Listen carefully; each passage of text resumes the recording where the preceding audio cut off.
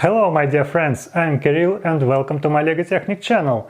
As far as I know, a pretty interesting LEGO Technic set with pneumatic system will be introduced in summer. It will be a scale copy of John Deere Skidder 948L, and this is a good time to remember my remote-controlled John Deere Skidder 648L.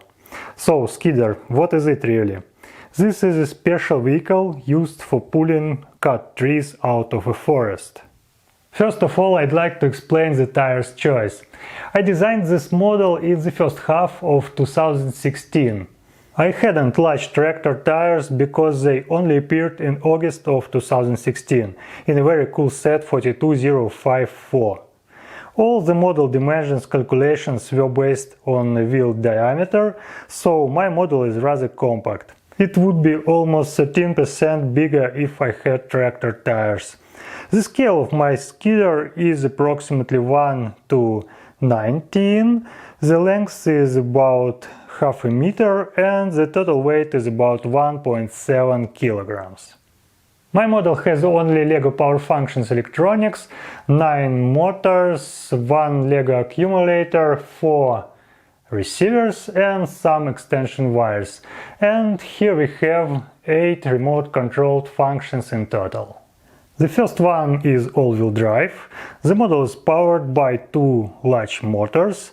Reduction ratio is 1:9 plus a reduction in differential gears 20 to 28.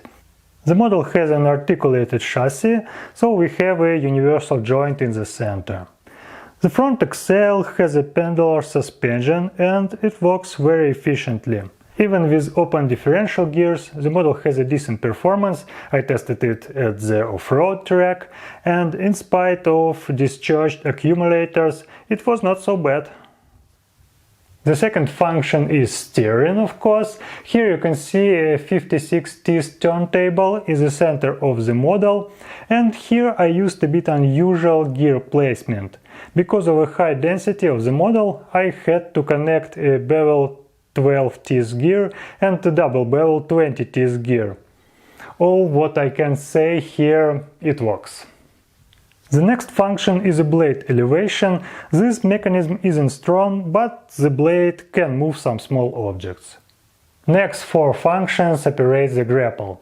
2 motors control the boom, 1 motor closes and opens the grapple, and 1 more motor can rotate the grapple. This function has a protection mechanism to provide smooth steering when the skidder pulls a tree, so I can rotate the grapple manually. This feature is provided by the rubber bands.